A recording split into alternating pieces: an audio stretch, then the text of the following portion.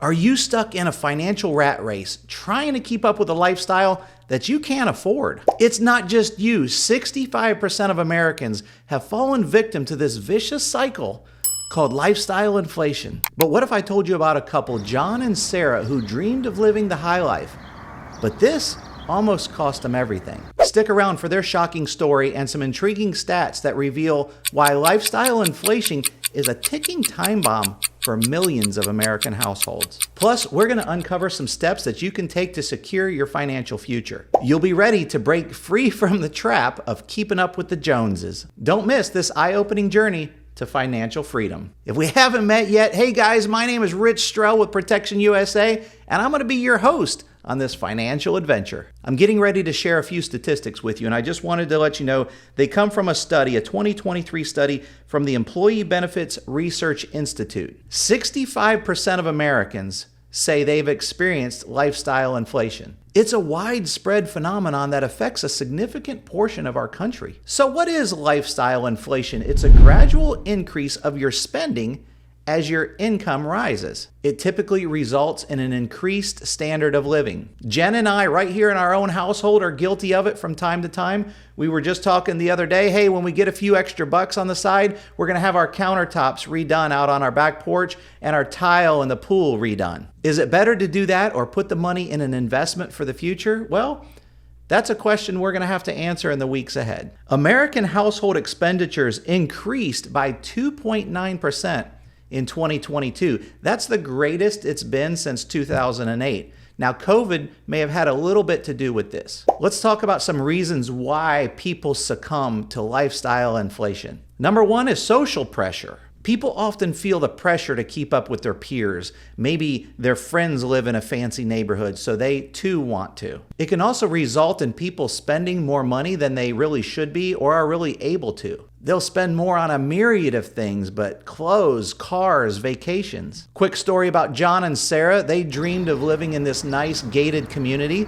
and sending their kids to a private school. They knew it was going to stretch them financially, but they felt the pressure to keep up with their friends and family. They worked hard, they saved up a nice down payment, but they still had to get a hefty mortgage to buy this house in this dream community. And of course, they had to pay for that private school tuition, which is expensive. At first, John and Sarah were able to make ends meet. They cut back on some of their expenses and they took on extra hours at work when and where they could. But as years went by, the pressure to keep up with this lifestyle inflation just continued to grow. They started to feel like they're just consistently falling behind. They saw their friends and family buying new cars and taking vacations that was quite a bit out of John and Sarah's budget. Some of them were even sending their kids to exclusive camps during the summer. John and Sarah felt like they had to do the same things. Sometimes the pressure comes from our own children, but they couldn't afford it. Sadly, they started to go into debt to finance this type of lifestyle. They maxed out their credit cards, they started taking out new loans. They knew it was unsustainable, but they just didn't really know how to stop. One day, John and Sarah did what everyone else would do. They sat down to talk about their finances. Let's get to the bottom of this and let's find out what we really can and cannot do, what we really should and shouldn't be doing. At this point, they were barely able to make their monthly payments and they were pretty worried about money. They decided it's time to make a change here. They created a budget and started tracking their spending. They realized they were spending a lot of money on unnecessary things. They also decided to cut back on their social life. That stuff can get expensive. What is every friend you bump into? Hey, we should get together. We should go out to dinner. They stopped going out to dinner as often and they canceled their gym membership. They figured the things that they were doing at the gym, almost all of it they were able to accomplish in their home with very little added expense initially. They started cooking more meals at home. They started to have quite fun with this. They'd start emailing recipes back and forth as they found one. Ooh, this would be good, that would be good. And then they make it together that night and save a lot of money. It wasn't easy, but John and Sarah were determined to get their finances under control. They slowly started to pay down their debt. They even started building up a nice emergency fund. It took a few years, but John and Sarah were able to get out of debt and start achieving their financial goals. They finally realized something, and we all fall victim of this from time to time. I'm certainly guilty of it, but they realized it's better to live within your means than it is to try to keep up with the Joneses. One of the worst things we can ever do with our financial mindset, but it happens all the time, is compare our money, our financial situation to someone else. They're now teaching their kids about the importance of financial responsibility. They want their kids to know that it's okay to say no to certain things to manage your money better. So that was John and Sarah's story, but now back to this study for a few minutes. The largest contributions to the increase based on the study was money spent in housing, food, and transportation. By the way, Gen X households, those people 43 to 58 years old, are more likely to succumb to lifestyle inflation than either millennials or baby boomers. But Americans in general, just across the board, regardless of age, spend on average 23% more today than they did 10 years ago.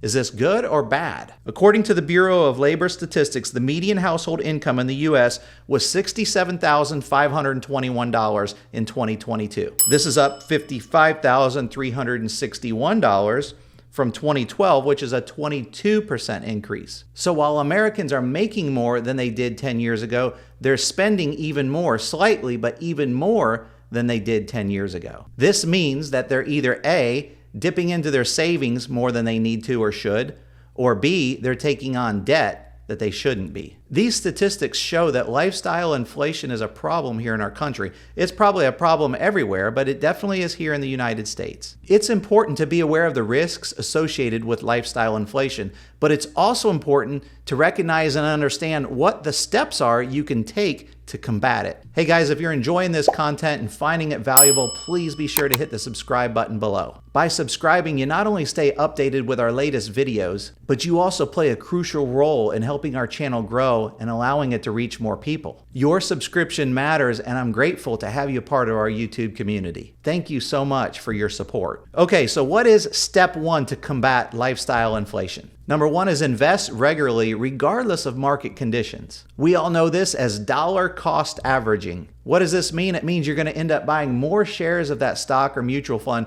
when prices are low and fewer shares when the prices are high, but this is going to help you overall reduce the cost of your investing. Investing on a regular basis or dollar cost averaging, having that plan to do so, also helps take the emotion out of your investing. You reduce the chances of making an emotional decision. Uh-oh, the market's going up, I better buy more, or I better lock in my gains. Uh-oh, it looks like it's crashing or going down a lot. I better start selling them so I don't lose money.